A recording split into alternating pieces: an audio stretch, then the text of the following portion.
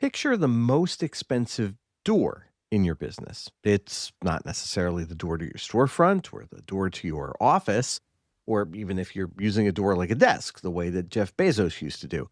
I'm talking about the first screen your customer sees, the sign up, the setup, the moment that a brand new customer who just decided to give you a shot finally gets in and has to figure out what to do next. By one industry count from Business of Apps, the average mobile app loses about three-quarters of the people who install it within 3 days. So the reflex is always the same: make it faster, fewer steps, fewer forms, get them in the door. But the door was never really your problem, was it? So today, the story of a company that got a stampede at launch and then watched more than 9 out of 10 of those people wander off and never come back. Its founder went digging through their own data and found one oddly specific number to watch out for that could tell him weeks ahead of time which customers were going to stay. And then he rebuilt the entire first experience to chase that and turned a near miss into one of the fastest growing business tools ever made. Also on the show this week, the bank's bleeding customers at hello, the strange little number that predicts who stays, and the greatest teacher in the history of video games who never wrote a single word of instruction. That's all coming up on Marginally Better. From the global headquarters of Johns & Taylor in beautiful New Jersey, it's Marginally Better. Here's your host, Joe Taylor Jr. Every business obsesses over getting the customer. The ad, the pitch, the sale, the sign up. We pour money into getting to yes, and then the customer says yes, and we hand them a login and wander off like the hard part's over. It isn't. The hard part just started because the first few minutes after yes are where you either prove you were worth it or quietly confirm that you weren't. So let's look at what that costs. Start with an industry where the stakes are enormous and the onboarding is famously painful: banking.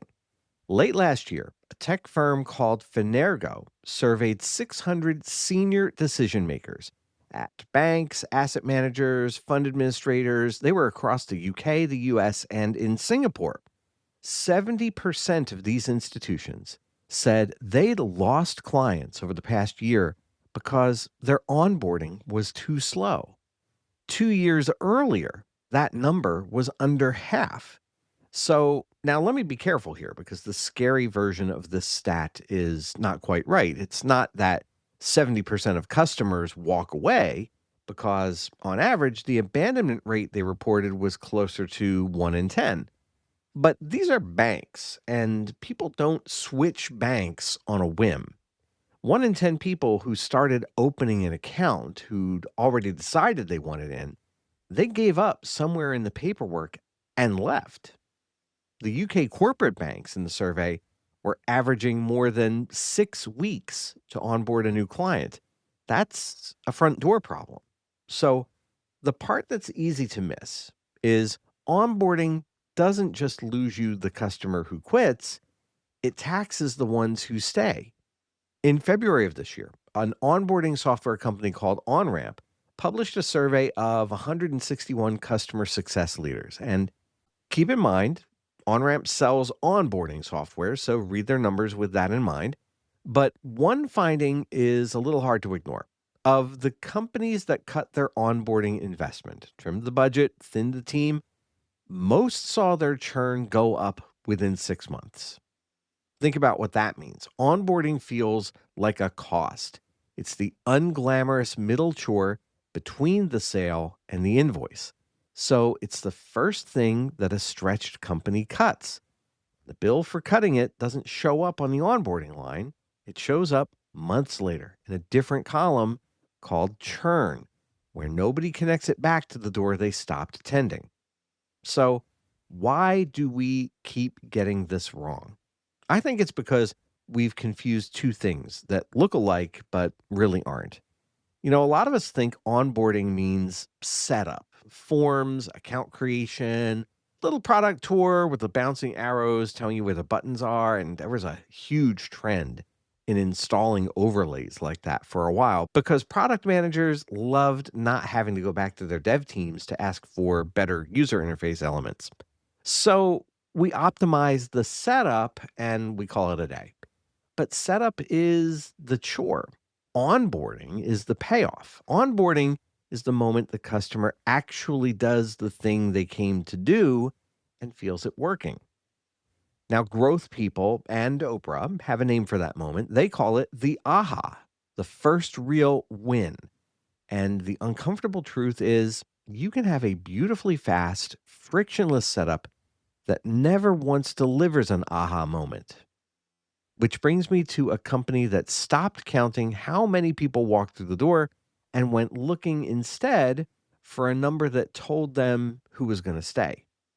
When we come back, the company that launched to a stampede, 15,000 people lined up in the first 2 weeks, and then almost all of them just disappeared. How its founder went digging through his own data and found one oddly specific number that told him who was going to stick around and what he did once he knew it. That's next. It's Marginally Better. Hopping in with a quick word about something that our team built because it sits right over top of what we're talking about today.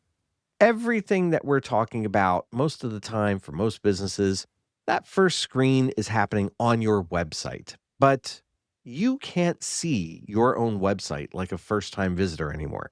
You built it, you've stared at it for years, you know exactly where everything is, so it feels fine. It feels obvious.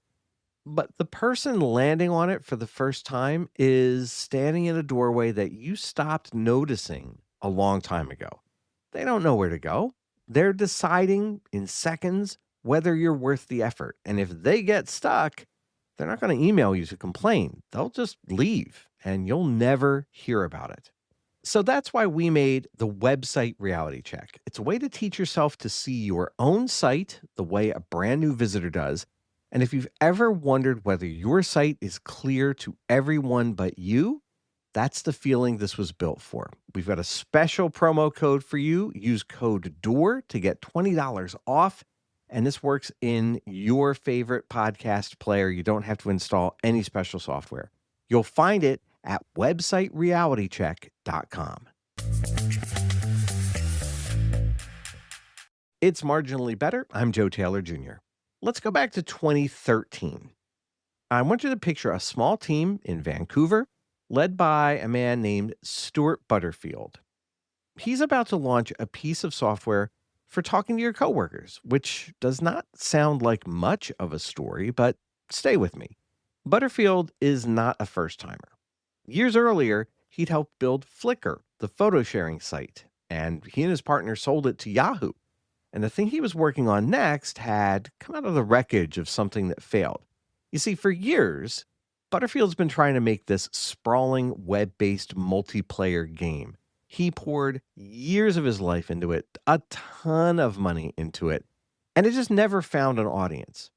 But he had built a little chat tool with his team just to talk to each other while they were making the game.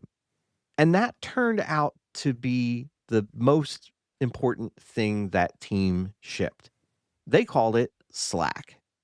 And so they announce it. The launch is a dream. They put out word that you could request an invitation, and on the first day, 8,000 people raised their hands. 2 weeks later, they were up to 15,000 people on the wait list. Now, you got to think about that time.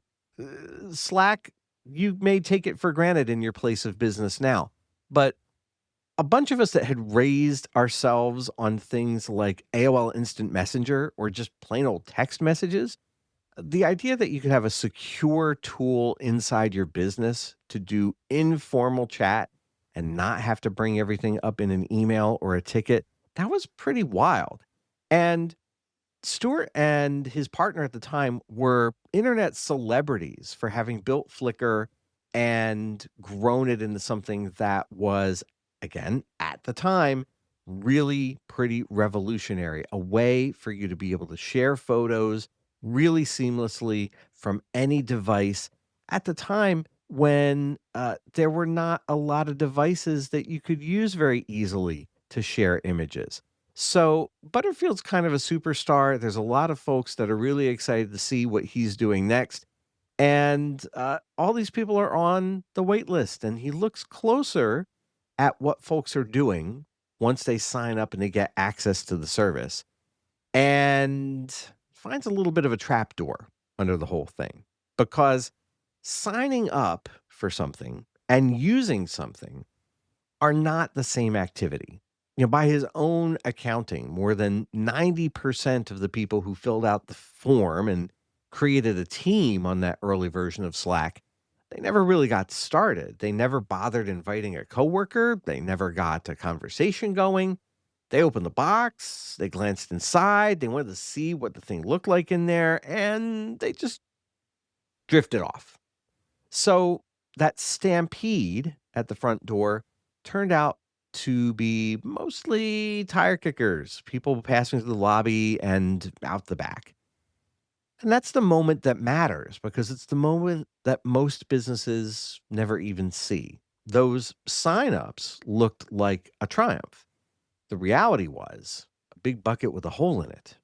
So Butterfield asks the only question worth asking: of all these teams pouring in, how do I figure out early, while I can still do something about it, which are the ones that are going to stay?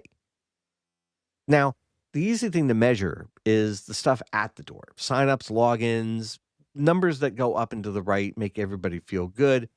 Butterfield had to look past those. He called those the vanity numbers and went hunting for something a little harder and truer, looking for a signal buried in the behavior of his customers that separated the teams who stuck around from the teams who vanished. And he found it. It was a single, oddly specific number: 2,000 messages. And in interviews, he's talked about it this way: Slack watched which teams were staying and which ones were going away, and a line would appear in that data. Any team that had sent 2,000 messages to each other back and forth had, in Butterfield's words, tried Slack, really tried it, not glanced at it. But in his own telling, after a team crossed that 2,000 message threshold, 93% of those teams remained customers. Now, for a team of 50 people, 2,000 messages is about 10 hours of typical work chatter. For a team of 10, that's about a week of just talking to each other the way that coworkers do.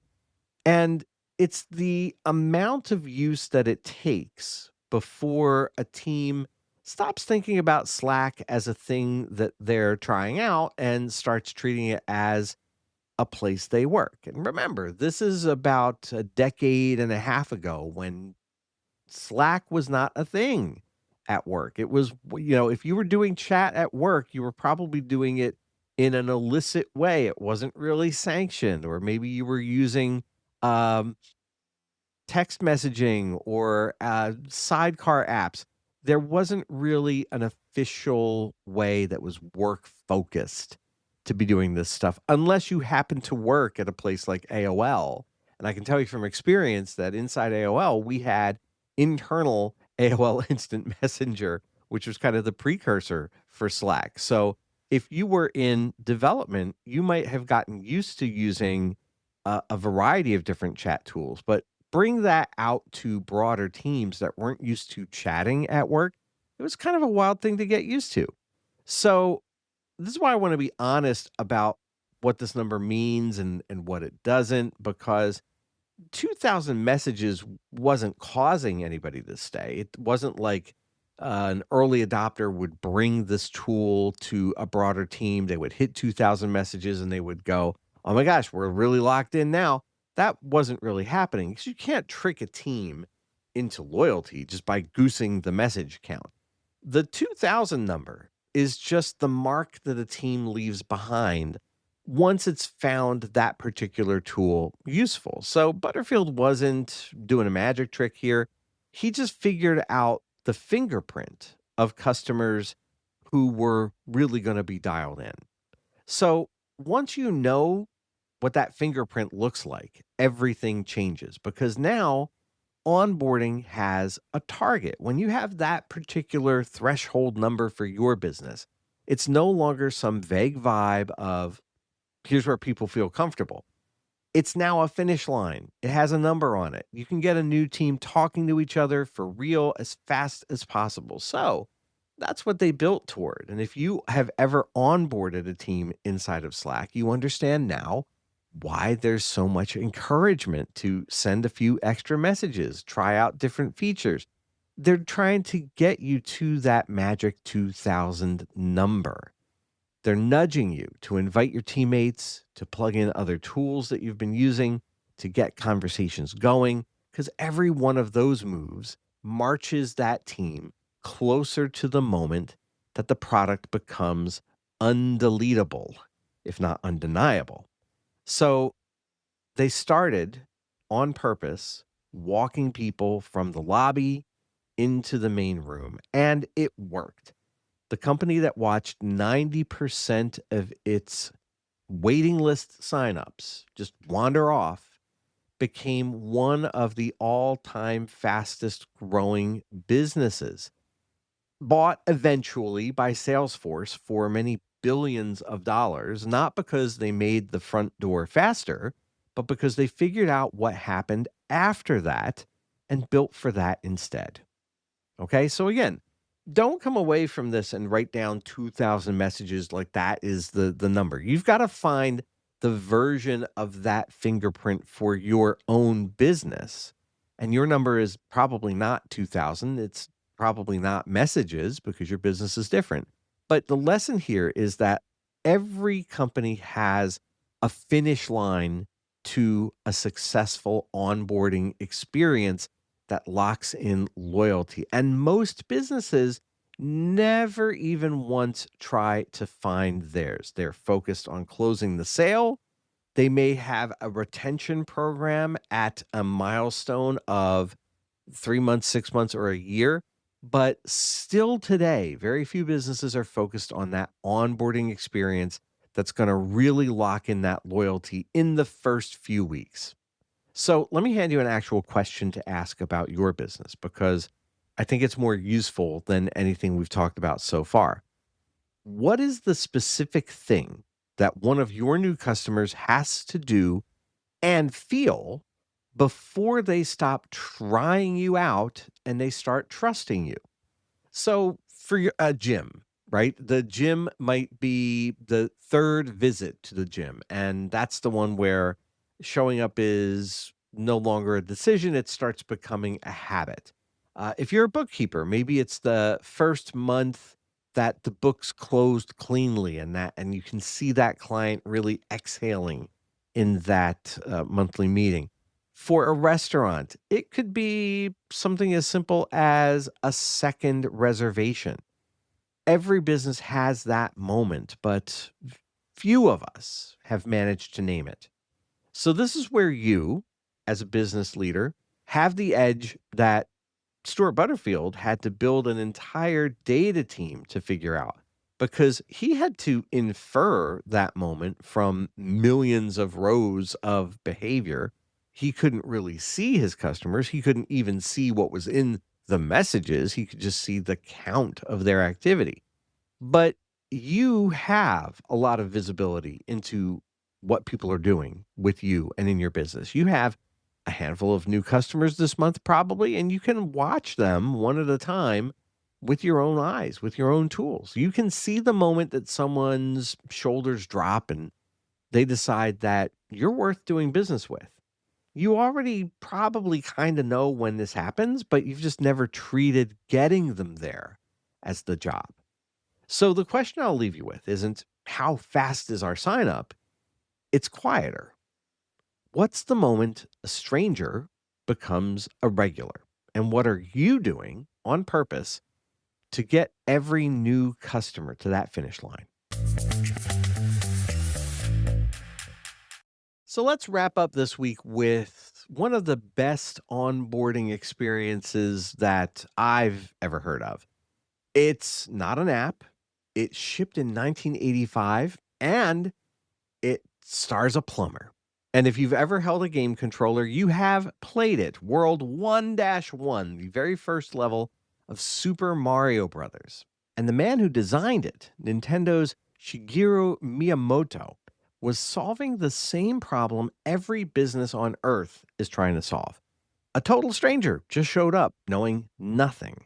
How do you teach them to succeed without stopping to explain a thing? So watch what happens here, because if you've played the game, it's happened to you, and you might not have realized that you were being onboarded at a time. It feels like a magic trick. The level starts, there are no words because everything nudges you to the right. So you start going right. Now here comes a little brown mushroom-shaped guy. He's shuffling toward you. You don't know his name is a Goomba. Most first-timers, honestly, walk right into it and die. And that's by design. It's the cheapest possible failure. You've barely moved, you lose almost nothing, and you just restart, having learned the single most important lesson in the game. Jump, because this ultimately is a game about jumping. And then Mario rewards you for exploring. You bump a gold block, a coin pops out, and the coin is there to make you happy, so you want to do it again. A little further on, pipes coming out of the ground, they get taller one after another, and that teaches your thumb that holding the button longer makes you jump higher. And even the pits are a lesson. Some of the early ones have floors, so you can fall in and climb out instead of just dying every time. And you can learn what a pit is before one can really punish you. So by the time you reach the end of that first stretch, you've been taught the entire game. Move, jump, enemies, rewards, risk, and nobody handed you a manual. The phrase for it is learning through play. The goal is the moment the player understands what to do, it stops becoming a level, it becomes a game. And now there's a detail that ties this whole show together. Remember Stuart Butterfield and his 2000 messages? Before Slack, before Flickr even, the thing that he set out to build was a video game. And so what Nintendo pulled off in World 1-1 is what Butterfield did with his number. Miyamoto found the moment a stranger gets it. When they make the first clean jump, they get their first coin, and designed that opening so you will reach it in seconds with no instructions required. That's Nintendo's version of the 2000 messages. It's just dressed up like a plumber wearing overalls. A really good onboarding experience never explains. It just designs a first experience where the customer wins before they realize they were being taught and comes back for the next level. That's our show for this week. If you take one thing away from this episode, let it be that onboarding is not a chore that shows up between the sale and the invoice.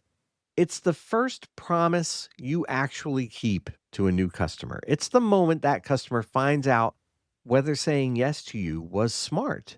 Most businesses take it for granted. They treat it like paperwork. It's just another form to fill. It's a box to check. The great ones treat it like the start of something. They know there's a finish line. The moment a stranger becomes a regular, and they build everything to walk you to that point. And most of the time, that walk begins on your website. The first screen, the first 5 minutes, the stranger deciding whether to stick around. So that's why our team built Website Reality Check. It's designed to help you walk through your own front door the way a first-timer would, and help you fix the places that they get stuck before they slip away. And you can use promo code DOOR for $20 off, and it will work in any podcast app that you like. No special software. It is designed for you to experience one day at a time or the next 10 days. So try that out at websiterealitycheck.com. Use promo code DOOR. Thanks for listening to Marginally Better. If something here was useful, do me a favor, send it along to one person who runs a business. That's how this show grows, one forwarded episode at a time. And if you can, I'd love if you could leave us reviews over on Apple Podcasts. That is still somehow the single best way to help business owners find us. For show notes and the research behind today's episode, head to marginallybettershow.com or just follow the link in our show notes wherever you happen to be listening. Marginally Better is a Califrax radio production. Our producer is Nicole Hubbard, with research by Connie Evans. I'm Joe Taylor Jr. Califrax, mean little planet.